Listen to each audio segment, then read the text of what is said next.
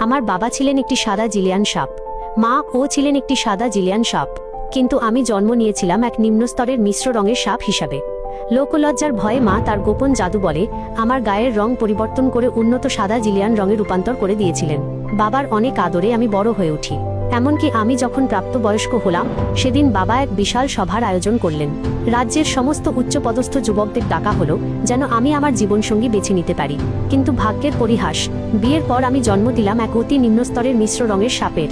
অন্যদিকে আমার বড় বোন, যাকে সবাই তুচ্ছ জ্ঞান করত এবং যে ছিল এক সাধারণ নীল সাপ, সে জন্ম দিল এক বিরল বেগুনি রঙের সাপ।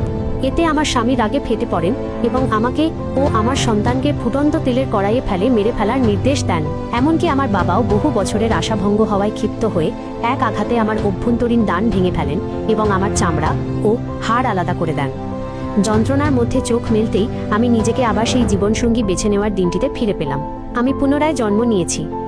ঠিক সেই মুহূর্তে যুবক ছিনিয়া রাজাকে উদ্দেশ্য করে বলল, মহারাজ, আমি রাজকুমারী লিংশিয়াওকে বিয়ে করতে চাই না।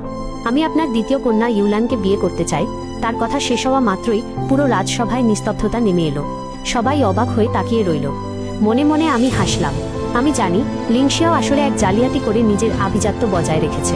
সে অন্যের আধ্যাত্মিক শক্তি চুষে নিজের বাইরের রূপ সুন্দর করে রাখে। তার মতো একজন নকল মানুষের পেটে কখনো উচ্চ বংশীয় সন্তান জন্ম নিতে পারে না। আমাদের সর্পকুলের বংশমর্যাদা 7টি স্তরে বিভক্ত। উচ্চ থেকে নিচু স্তরগুলো হলো কালো, সাদা, বেগুনি, সবুজ, ধূসর এবং নীল। আর সবার শেষে যাদের কেউ সম্মান করে না, তারা হলো মিশ্র রঙের সাপ। কিন্তু কালো সাপ হাজার বছর ধরে দেখা যায়নি, তা এখন কেবল উপকথায় টিকে আছে। সাদা সাপও কয়েকশো বছরে একবার দেখা যায়।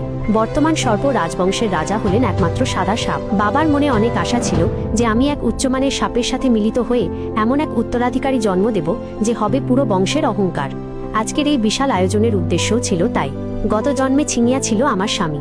এখন তার চোখের দিকে তাকাতেই আমি সেখানে উপহাস আর শীতলতা দেখতে পেলাম। বাবা তখন ছিনিয়াকে বুঝিয়ে বলছিলেন, ছিনিয়া, লিংশিয়াও রাজকুমারী আমাদের বংশের শ্রেষ্ঠ সাদা সাপ। তোমাদের মিলনই তো সবচেয়ে উপযুক্ত। কিন্তু ছিনিয়া উদ্ধতভাবে রাজাকে বলল, মহারাজ, আমি আপনার দ্বিতীয় কন্যা ইউলানকেই চাই। ইউলান, যে কিনা বাবার এক সাধারণ নীল সাপের সাথে সম্পর্কের ফলে জন্মেছিল, সে এই প্রস্তাবে আনন্দে আত্মহারা হয়ে গেল। সে ভাবল অবশেষে সে সবার আকর্ষণের কেন্দ্রে আসছে। আসলে সে সবসময় আমার পদমর্যাদা নিয়ে ঈর্ষান্বিত ছিল। বাবা প্রচণ্ড রেগে গিয়ে ছিনিয়াকে বললেন, তুমি সর্পবংশের সেরা যুবক।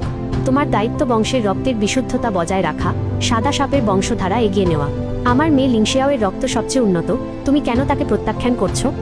বাবার কথা শুনে ছিনিয়া শীতল হাসি হাসল এবং শেষ পর্যন্ত সত্যটি সবার সামনে ফাঁস করে দিল। সে চিৎকার করে বলল, মহারাজ, আমি লিংশিয়াওকে পছন্দ